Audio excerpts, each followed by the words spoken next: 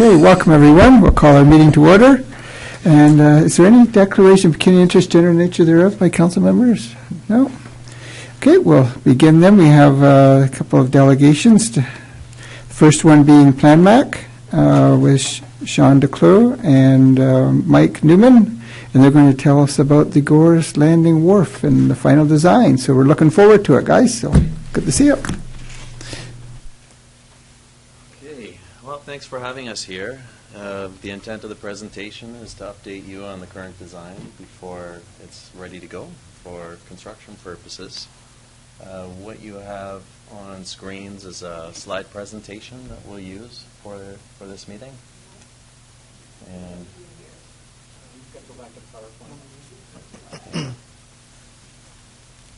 and we do have a few handouts. So on one of the slides there's a drawing, and it's an updated engineering drawing with some landscaping details.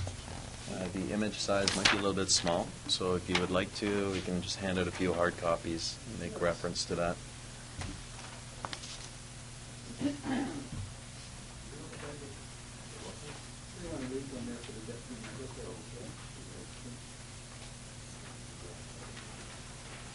I should just announce our Deputy Mayor Gary Woods is off sick again. He has got a bad sinus infection, and it's just not going away. So he unfortunately had to miss today.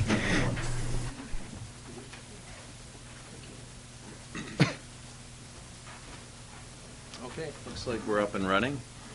And I should point out the project manager, Bob, wasn't able to make it. He's on vacation right now, so no excuse for colds, but just the weather is nice down south right now. So first slide here is the introductory slide, Gore's Wharf Engineering Project and Management. So next slide, please. This is a... Oh, yeah, sure, why not? Yeah. Presentation outline. So I'll walk you through the outline here. We'll start off with showing where the project's located, followed by the background investigations and work that were carried out. And is that okay? The options review and design examples. We're also going to update you on the public meeting. It was well attended, which was great. We got lots of good feedback there. And the summary of the work will give you an indication of what the project is going to cost, how long we estimate the construction will take, and what the next steps are in order to take us there. So at this point, I'm going to turn it on the next slide over to Sean. He's going to walk you through technical details, and then I'll update you on the consultation and the next steps. Go ahead, Sean. Great. So our first slide here is key plan. Relatively straightforward, just shows a map of the surrounding area. The site location is east of Bewdley, at the north end of Plank Road along the south shore of the Rice Lake. Next slide, please. So phase one of our engineering study began with investigation. 2 site investigations were carried out by PlanMac staff. I carried out the first one by myself on June 30th, and then on August 3rd I returned to the site with the project manager, Bob Maximek. At the time of the site visit, some of the major things that we noticed were kind of major deficiencies were scattered sinkholes throughout the central green space, settlements within the paved area. There are a few minor code non-compliance issues, such as the timber deck steps, the handrail which attaches to the side of the gazebo, and we also noted that site accessibility was a bit of an issue in some areas. The next step of our investigation included in-depth review of previously undertaken underwater dive reports. This was carried out by the township about a year prior to our first investigation, at which the steel sheet piles which enclosed the wharf were inspected. When we reviewed this video, we found that there are very few, if any, deficiencies within the sheet pile. There is only one real problematic area, which we'll get to eventually, but for the most part we decided that the sheet piles were in good condition. And finally, our investigation phase one concluded with the review of as-built drawings as provided by the township. Next slide, please. Phase 2 of our engineering study consisted of options analysis. So this is when kind of the bulk of our engineering study took place. This is when we decided exactly how we want to repair the existing wharf. Something we absolutely noted at our first visit was the wharf itself is in a good and serviceable condition. There are a few areas of concern, but for the most part, the wharf is, as I said, in a good and serviceable condition. Rehabilitation, efficiency, constructability, lifespan, and cost were all considered as we are working within a budget. For example, one of the recommendations that we are proceeding with and have designed for is a gabion basket retaining wall along the south side of the central green space.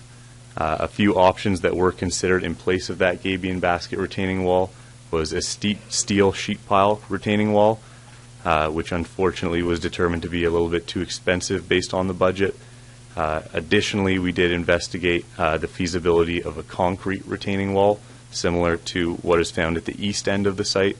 However, based on site aesthetics and cost, we decided that a gabion was the preferred solution.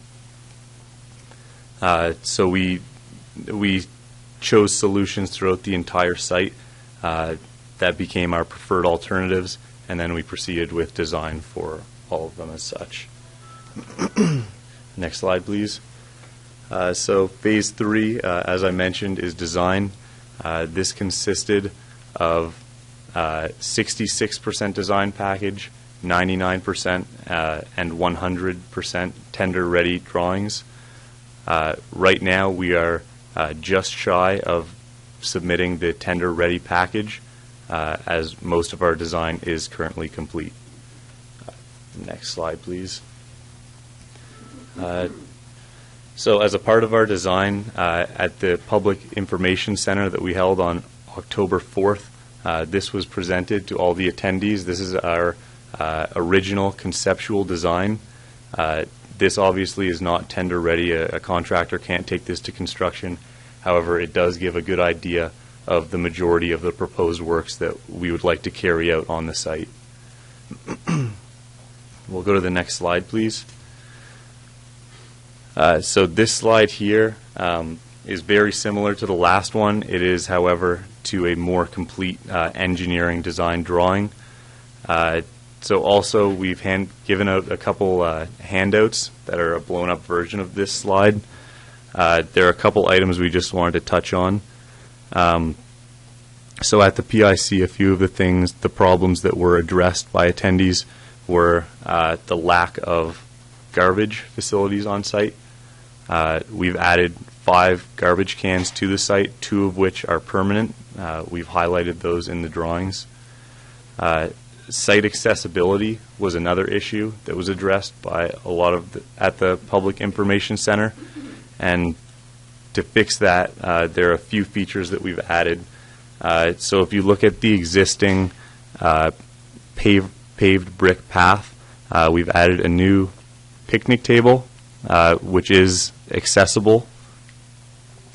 No, okay. Okay, so we've added a new picnic table, which will be paved and accessible. Sure.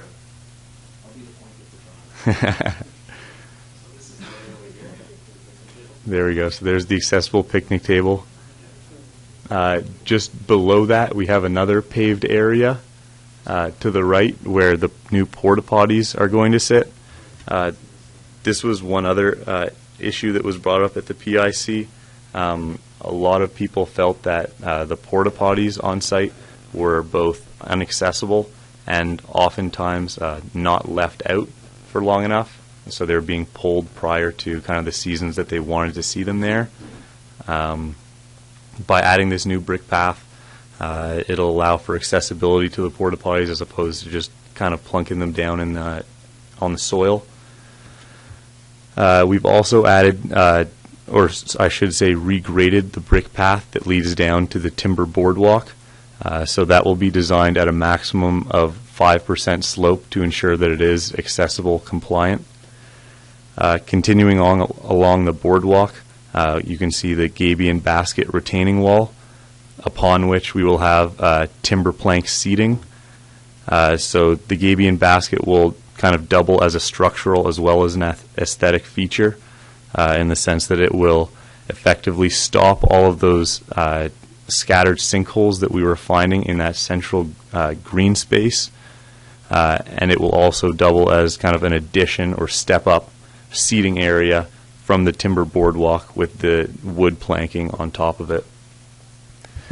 Continuing on the timber boardwalk, we have a note to repair the existing steps at the far east end that lead up to the extension wharf at the far east. We found that after measurements, the existing steps are not wide enough to be compliant to building code, so we'd like to simply repair those. I guess kind of continuing on counterclockwise, we get to the gazebo, where we plan to replace a lot of the missing lattice members and also cover it with a protective coating. As you see, just to the west of that, we have a permanent waste receptacle. And something else that I will touch on at this point. So the entire existing paved deck area, we are proposing to replace that with a reinforced concrete deck, which will tie into a new C channel, which will line the existing steel sheet pile. So at the very north end of the wharf, that's kind of facing all of Rice Lake, that's where the existing steel sheet pile is currently located. By creating a new concrete deck and a C channel to which it can tie into, it's going to mitigate all of the drainage problems that have previously been very prominent within the deck. So if you were to visit the site today, you see the asphalt slopes right into the steel sheet pile, and there's a water buildup behind that wall. And it's causing a loss of fill, it's causing tripping hazards. And that asphalt was replaced in 1999 based on previous drawings we saw, so it's not even 20 years old. So this is one of the major works that we are proposing, is the replacement with a new concrete deck and C channel to connect and promote kind of healthy drainage into Rice Lake. We'll go to the next slide, please. So again, this is one of our detailed engineering drawings for structural component. It is the deck that I just touched on. Along with this drawing, there are going to be about 3 to 4 pages of detailed structural components, detailed enough that a constructor will be able to come in and build it kind of as we would like it to be built. I guess I can just touch on this one very briefly. Because the asphalt has settled so much, we have reason to believe that the subgrade beneath it needs replacement, which is why we've allowed for a 500 millimeter allowance of granular B, which will be compacted. You can see that at kind of the top of the drawing. Over top of that granular B, we allow for a layer of geotextile or geosynthetic material, and on top of that we have granular A, upon which we place a reinforced concrete deck. On the left side of the drawing, you can see the welding details, specific enough for a contractor to come in and install that C channel I was speaking a little bit about earlier, that will kind of make a mechanical connection, rigid connection to the new concrete deck. And I'm going to hand over to Mike. All right. So Sean's covered the larger part of the technical details. I would point out that the one typical detail for the construction is only one of many. That'll be part of the contract information that'll be necessary for construction purposes. So the public meeting, as I mentioned earlier, it was well attended, we thought, as we had members that came out and provided some good feedback. An outline of the feedback's on the slide there. Shoreline vegetation needs to be maintained wherever possible with the grading construction works. So the detailed drawings will identify areas of setback for the contractor so that there's very little disturbance, and to avoid that altogether. In addition, the detailed drawings include some further landscaping that'll be provided at the gateway, at the opening, together with a sign, should address that comment quite well. Litter is a big problem that we were advised about, so there's a lack of bins at different times, and people littering at different places. So the new information provides for permanent receptacles located strategically at the information sign at the gazebo, where people would tend to stay a little bit longer so they can dispose of their litter. Ladders, so along the external wall where the sheep piles are, the existing ladders that come up are in poor condition, so the intent is to replace those existing ladders with new ladders so that they're easy to use and safe. A dry hydrant, so the fire department requires a dry hydrant to draw water for the tanker truck. So there are a couple of locations we're looking at providing a dry hydrant, and they'll be located in such a way that they don't interfere with the pedestrian walking area, but makes it easy enough for the fire truck to come in, hook up, and draw from. And accessibility. So the slopes, as Sean already mentioned, the existing interlocking paver slopes that come down to the wooden boardwalk or at the north end to the concrete walkway is a little bit steep. So the work includes regrading and providing accessible slopes to make it safe for people that require them. Next slide, please. So cost and working days. So this slide here provides an outline of the project budget and how we've broken out the fees to fit that budget as best as possible. The work involves design engineering and tender administration, contract administration, and then obviously construction cost dollars. We've included a contingency allowance on the construction cost dollars to allow for inclement weather should the work need to be performed, which we understand due to funding over the winter months. So there will be some upcharges potentially to do winter work. The total budget outline is provided near the bottom there. So what we see when you look at your budget, you subtract from that the estimated construction dollars with contingencies, engineering, tender administration, construction services. You should have a surplus available, which could be used for other works perhaps on the project or some other way. And total working days we've estimated at 54 days, about 11 weeks. Now, those 54 days would be assuming a contractor begins the work and then finishes the work. Some of the work in this project is temperature sensitive, like landscaping, interlocking stones on frozen ground and things like that. Other work is ideal to be done during the winter because no pedestrians should be there or less pedestrians, so concrete work, steel work, and those kind of things, it can be done easily in the winter. The other work, you'd have to wait for warmer weather. So the total duration would be broken up into appropriate timing windows of winter work and then warmer temperature work. And final steps, last slide there. So next steps, we plan to wrap up our design information in the next week or two, get that over to you for reviews. We can address any comments, have a tender ready. And then next step would be to advertise the work, so a contractor could be hired and the contract can be awarded, followed by a construction startup meeting as early as probably 4 weeks, 8 weeks from now. And that is the end of the slide presentation. Are there any questions for us? Okay, questions from council, Pat, and then Scott, and then...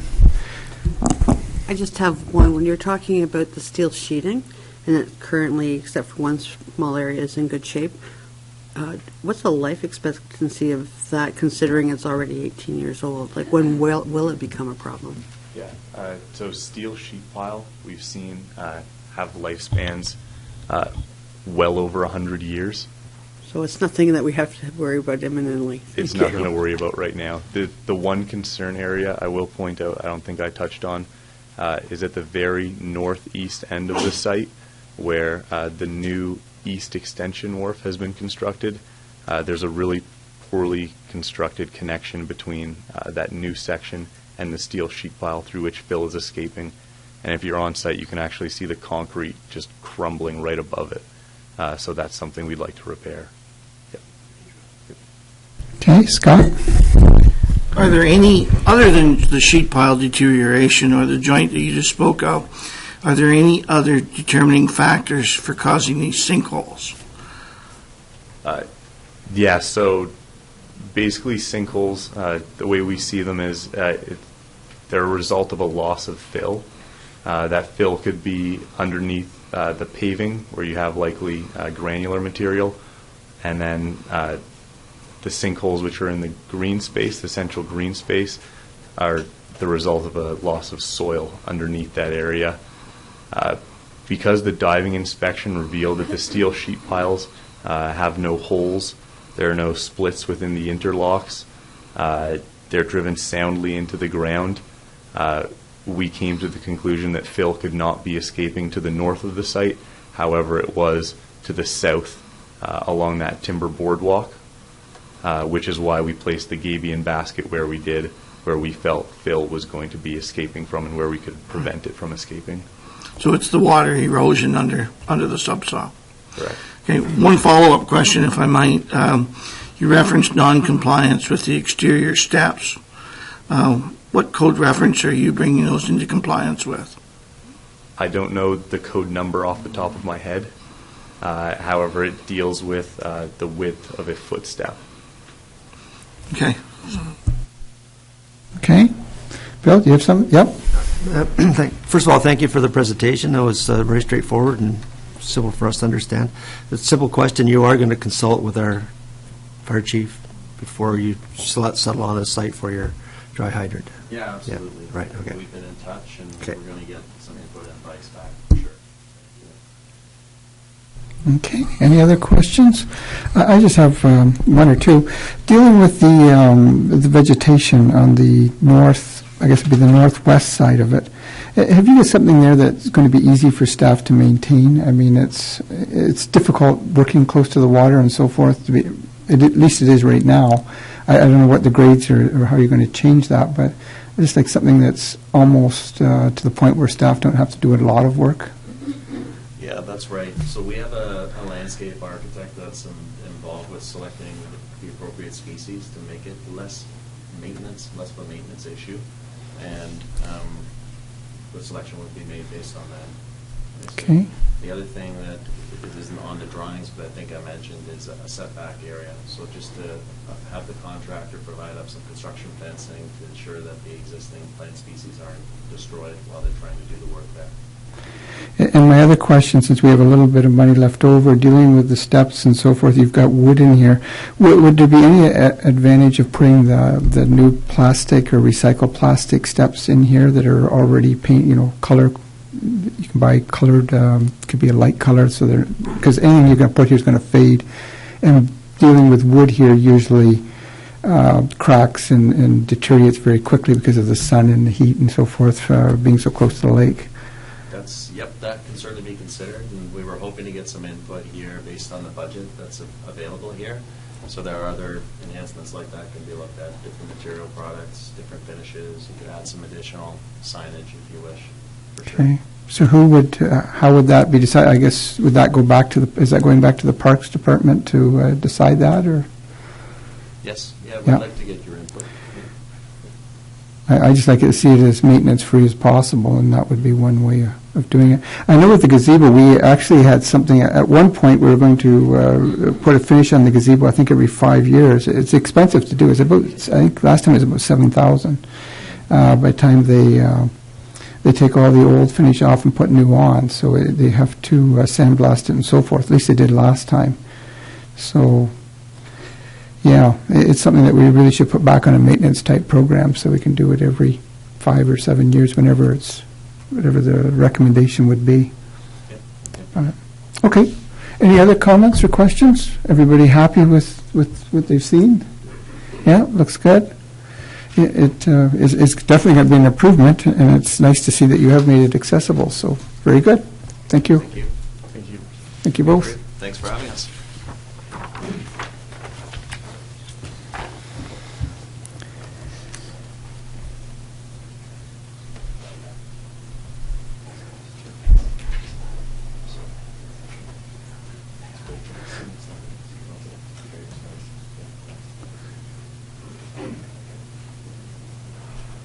Okay, up next we have Jardine Lloyd Thompson Canada Inc., or JLT, and Robin McCleve, and Kevin. Is Kevin here? Is Kevin Stedman? No, Kevin had an emergency in Kingston he had to get to.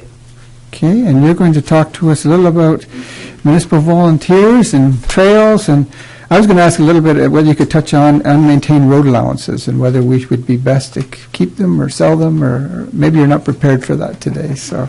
I guess it depends on how quickly we get through volunteers. Okay, yep, fair enough. And I'm going to have to stand because I don't have my slides in front of me, and so if people don't mind if I stand, is that okay? Whichever you're most comfortable with. Okay. So yes, Kevin couldn't be here. He had an emergency, and JLT Canada works closely with Kevin's group, who's your day-to-day insurance broker. And just so you know why I'm here, I do risk management for municipalities across Canada, and so that's my expertise. When we're talking here today, it's not the insurance company that's talking, it's talking from a risk management perspective. So let's hope I can make this work. So we actually had a session this morning. We talked quite a bit about volunteers. Your policy covers volunteers if for some reason they accidentally injure a third party. One of the things that we do talk to or try to make staff aware, volunteers aware, that they are covered, they are insured under the policy, as long as they're under the direct supervision and control of the municipality, or if you have a committee of council and the volunteers are volunteers helping out the committee of council, so you've got that chain going, then as long as they're volunteering for any group that's considered an insured under the municipality's program, then those volunteers are covered. Sometimes when there's a bit of confusion is the volunteers have this sense that if they're injured, the municipality will take care of them. Volunteers other than the volunteer firefighters, as far as I know, do not have access to WSIB. They can have an insurance, like a small, sort of like an accident policy, and that accident policy does form part of your policy wordings. But ultimately, when a volunteer comes and volunteers on your behalf, they're doing so at their own risk. It would be no different than if you were volunteering for a local charity, that you'd be insured under that local charity, but you're doing it at your own risk. If you get injured, you do what all of us do. We go to the doctor. We may have our own benefits. So those are some of the things that we talk about when we talk about risk management for volunteers. Volunteer is somebody that does come to work at your municipality at your invitation. So volunteers, and again, what I should also say is volunteers are a very important part of every community. I in no way ever discourage the use of volunteers. But the reality is that they have to be managed. The only difference between a volunteer and an employee is your volunteer is not being paid. That's the only difference between the two. So when you invite them to come and help you on your behalf, it's important that they understand that they're representing your municipality. They're representing all the things that you believe in, all the things, your policies, procedures, whatever they are an extension of you. So when it comes to volunteers, you're 100% responsible for their safety and their well-being. That's your responsibility. You have to keep them safe, and any task that you give them, that whatever they're doing, not only are you keeping them safe, but you're also keeping the public that they're volunteering with, that they're kept safe. So when you think about these things, the idea is that whatever training you do for your own staff, you should be considering giving the same training for your volunteers. So let's say, for example, you have a bunch of volunteers and they want to do flower beds for you. So if you had your own staff do the flower beds, you'd have them do a certain amount of training, how best to lift, how to protect their backs, those sort of things. So you should be offering the same thing for your volunteers. You should be offering that same training for them. So there's a certain amount of screening that's involved. The work has to be appropriate. It has to be safe, that they have the mental ability, they have the physical ability to do the job that you are asking them to do. So one of the things we talked about earlier today is that you may have a certain volunteer that at one point in their career, maybe they managed, 100 people, and they're looking for more. They're looking to do more for the municipality. So then maybe for that volunteer, you might want to do some additional training. You might want to bring them in for health and safety training. And then basically they almost become supervisors of your volunteers. Sorry, I've got something going on with my throat. And so you may want to do some of the same training for them. And then that helps your staff because you don't necessarily have the staff to be able, on an ongoing basis, to be able to train that volunteer. Okay. So when I talk about 100% responsibility, and I mean absolutely no disrespect in any way to any volunteer, but my recommendation is that their feet are always on the ground and they have no sharp objects in their hand. And the only reason why I say that is because, again, if you have a young man, a young woman, that they have their own business, they have a young family, and they could be the absolute best chainsaw operator on the planet. They could be better trained than your own staff. But unfortunately, accidents do happen. So if something really goes wrong, the only option that they really have is, unfortunately, is to sue you, because they have to be made whole. Their family has to be taken care of. So not only does it put you in a difficult position, it also puts the volunteer in a difficult position. So that's why I always recommend, some form of communication, some form of training, because you do have volunteers that are very passionate about what they're doing. They're very passionate about maintaining their community hall, whatever it is. It's very important to them, and we understand that.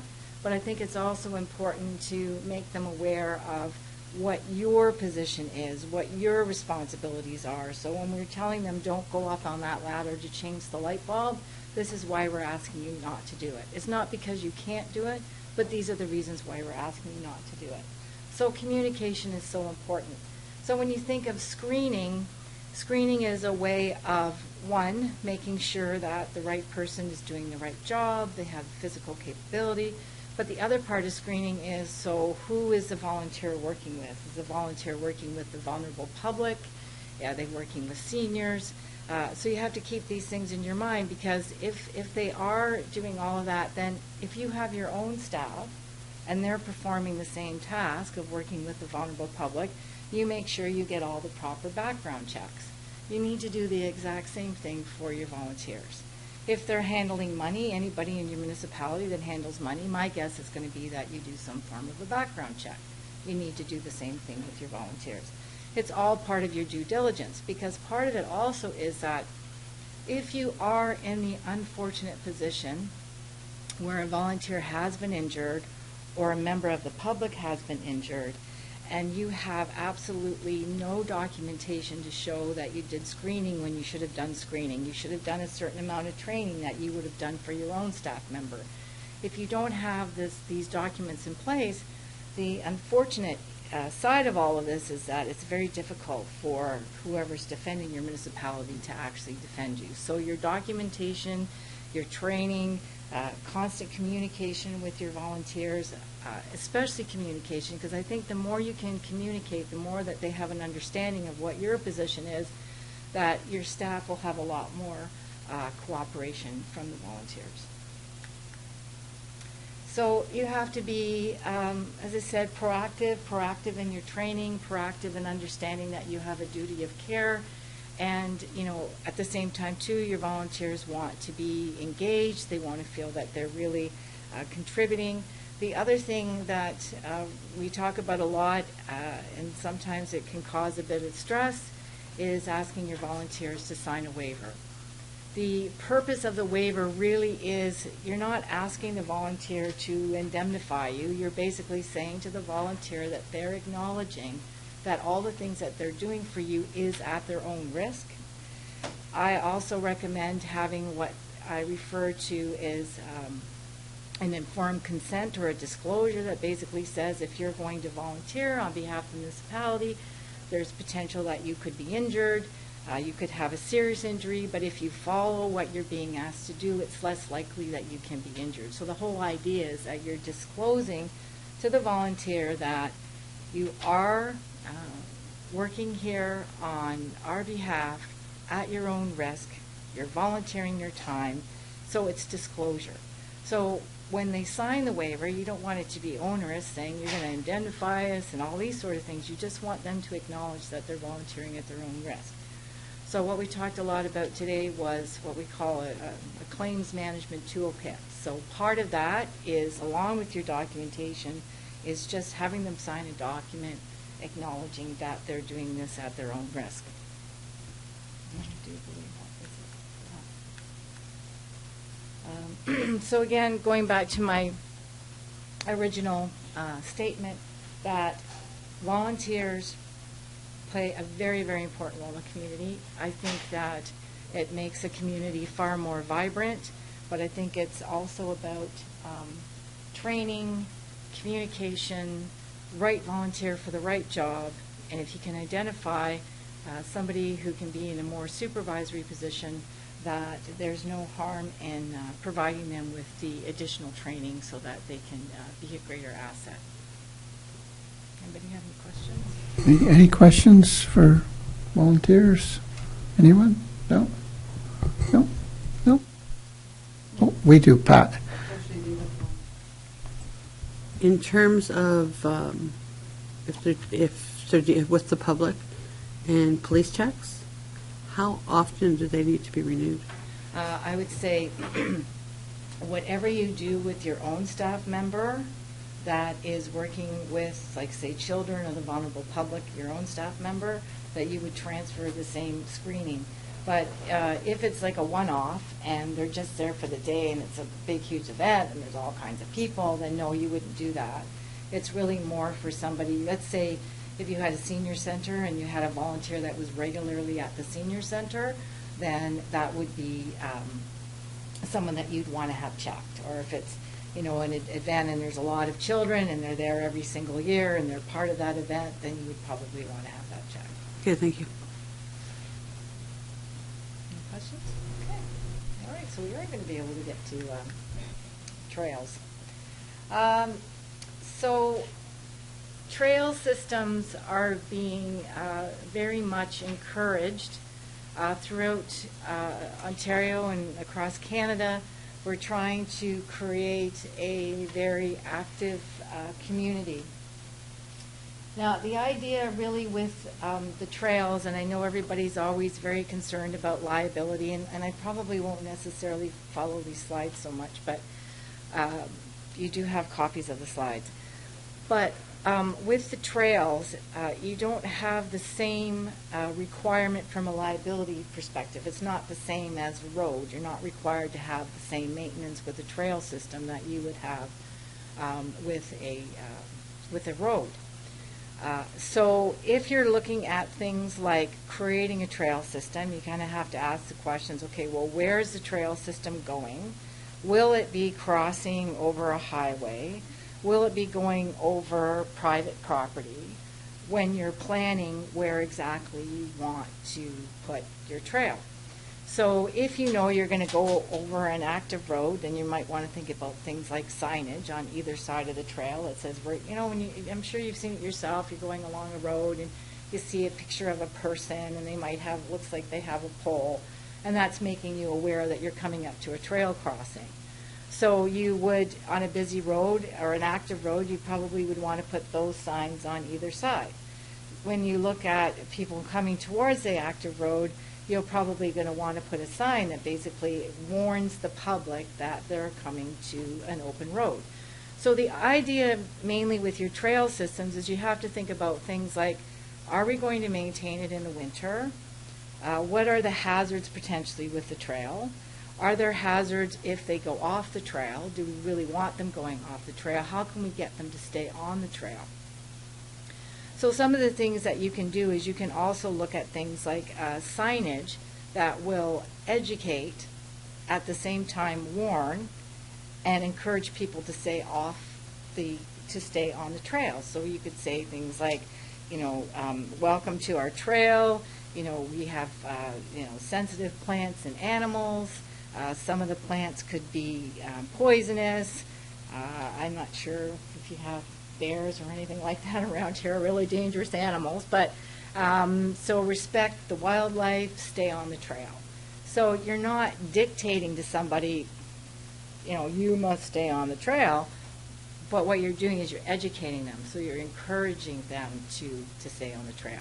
You might want to do things like putting signage directional signage, or you might want to do things like telling people how long it is. So if I'm going to go out on a trail and I'm ready for this really great hike, and I keep walking and walking and walking, and I think, oh, I can't be much further, but it could have been a 5K or a 10K trail. So to have a trail map and to say what the distances are, and then people know that, okay, well, I only want to walk 5K today, so maybe you sort of create a loop, or you have an even bigger loop, or you have things that connect, so that people know before they go out on the walk how long they're going to be out on the trail. The other thing you have to think about, well, do I want a multi-use trail? And if I want a multi-use trail, what does that look like? Do I want just people walking and riding bikes? Do I want people walking, riding bikes? Am I going to allow ATVs on it? Am I going to allow people on horseback on it? What am I going to allow on my trail system? So part of the planning process is having all of these discussions. So you may say, well, you know what, we only want people riding their bikes and walking. So that sort of gives you a sense, okay, well, how wide does it have to be?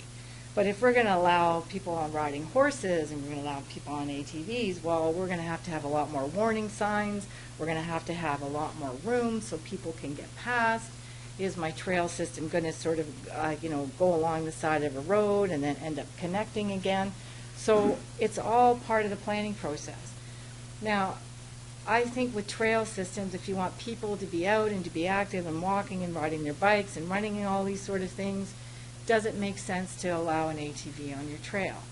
Probably it doesn't, because it creates a greater risk. So what some municipalities have done is they've created a separate ATV trail. One municipality created a separate dog sledding trail and running trail. I know you can't necessarily go to all that extent, and I'm not necessarily advocating that, but you have to sort of think about, okay, who do we really want the trail to be friendly for? Do we really want to make it friendly for motorized vehicles as well? If you decide, no, I don't want it friendly for motorized vehicles, then what do you do? Do you think about placing like boulders at the front of the trail so that you're really discouraging it, they can't get in and out? Do you put up a sign at the opening of the trail that says no motorized vehicles? Do you pass a bylaw? Whatever it is that you need to do, that's all part of the planning process and all part of the planning process with your trail. So there isn't actually guidelines. There isn't a minimum maintenance standard that you follow with your trails. There's nothing that says you must do this, this, and this, and then your trail will be deemed to be in good repair. So you need to look at, okay, so how are we going to manage our trail? So maybe what we can do is we can have a walk in the spring, we can have a walk in the fall, and we can make sure that the trail system is fine, clear of debris, all that kind of stuff. So you set your policies and procedures around, that's how I'm going to maintain the trail.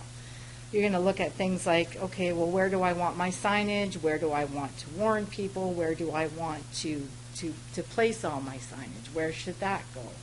So when you're going through this whole process with your trails, you set your policies and procedures, because you don't have it set for you. So you set your own. But you also get in contact with your neighboring municipalities or other municipalities that you know that have a trail system. You say, okay, well, what are you doing? How are you managing your trails? Do you have a trail manual? Do you have something that we can build our own trail manual from? And then you start building your policies.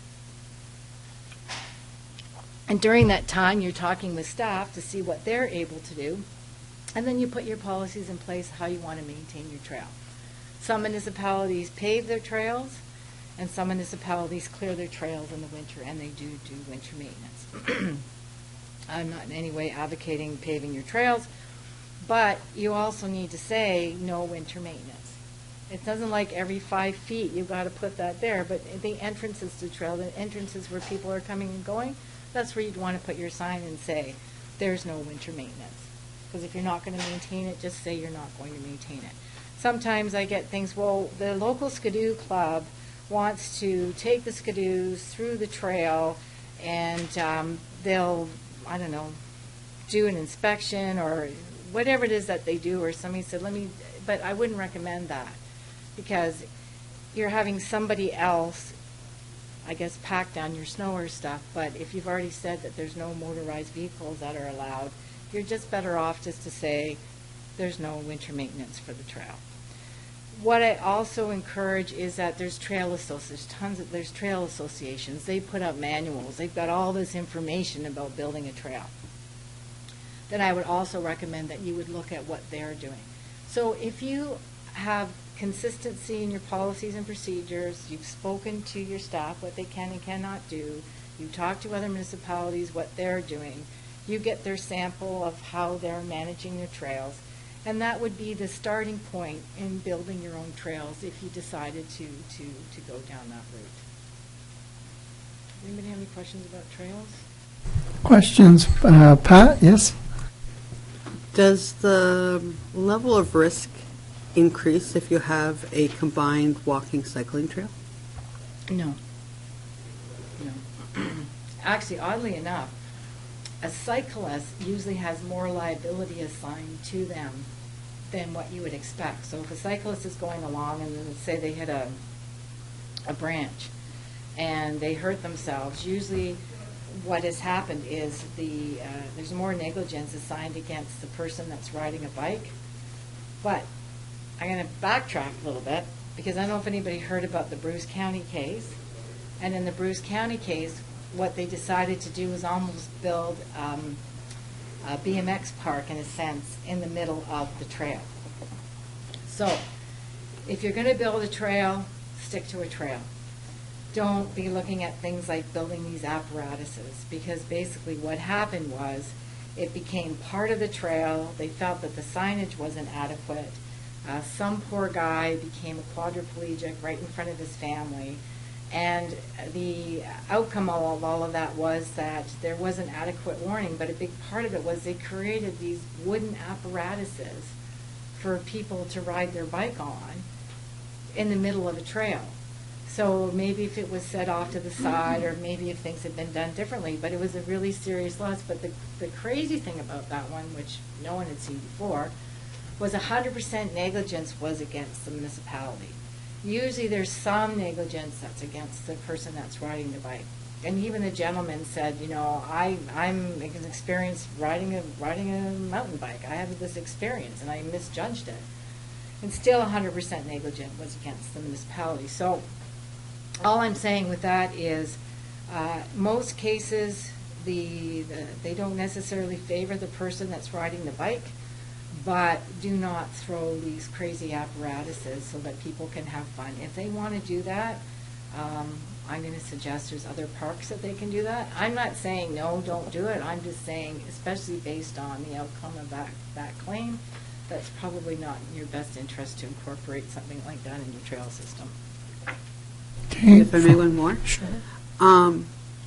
So if we were to go forward at some point with putting in a mixed cycling walking trail or something similar that was limited to those items as best as we could with signage,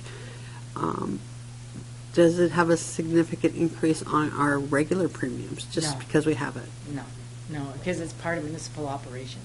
So there's No, all municipalities have trails where something could go wrong, is like in the situation where that poor guy became a quadriplegic and all that was against the municipality, and they probably maybe shouldn't have necessarily had that there, wasn't in their best interest, then potentially that is going to affect their premium, but in general, no, municipalities all have trails. Thank you. Okay, any further questions? I don't know if Trevor has any back there. I know we have the trail system in Baltimore around close to the arena there. There's some winter use, that type of thing. Any issues with that, Trevor, as far as snow removal or people getting out there when they shouldn't be, that kind of thing? No, and we actually had some discussions about that earlier today. Basically, what we follow the Ontario Trails Council best practices There you go. for maintenance, and not that we've done any building of trails to this point, but there is a best practice that we follow. Okay. And I guess our other trail is Limekiln Lime Kiln Trail is, I don't know how much it gets used. It's basically just a one-way trail. You go one way and you have to come back the same way. Yes, it's basically a natural trail, so there is limited to it's non-motorized. The farmer might not access use the tractor to do that, and also there is motorized vehicles on it, but they wouldn't use that. So really, those are, I think they're the only two I can think of that, unless I'm missing one somewhere. Well, the only thing is if you have a certain area and you know that it's being used, even if it's like more of a natural, but it's almost like it creates a path and you know that that's going on, then you may want to at least put up some signage to say it's not being maintained by the municipality. It is exactly the Yes, same. yeah. Okay, anybody else with anything? No? Oh, Arthur, yeah. Just wanted to make one comment, Your Worship. That was, we appreciated the presentation by Robin Cleve this morning with JLT and Kevin Stedman, through our broker. They were able to take staff through a number of the issues on contracts, the importance of documenting our procedures and refreshing some of the subjects such as roads, trails, volunteers that you heard here, but it was important for our staff to be having that good interactive discussion with them this morning. Good, good, very good. Well, we do thank you for coming in, and you're very informative, so thank you very much. So you don't want to talk about this? Well, we do have another meeting in Okay, about that's 4 fine. minutes, but I'd love to, but yeah, it'll take longer than the 4 or 5 minutes we have, unfortunately. Thank you very much. Thank you. So can I have a motion to adjourn this meeting? Pat, second by Bill, and we are adjourned at 1:55 or 1:56, and we'll start our next meeting at 2 o'clock.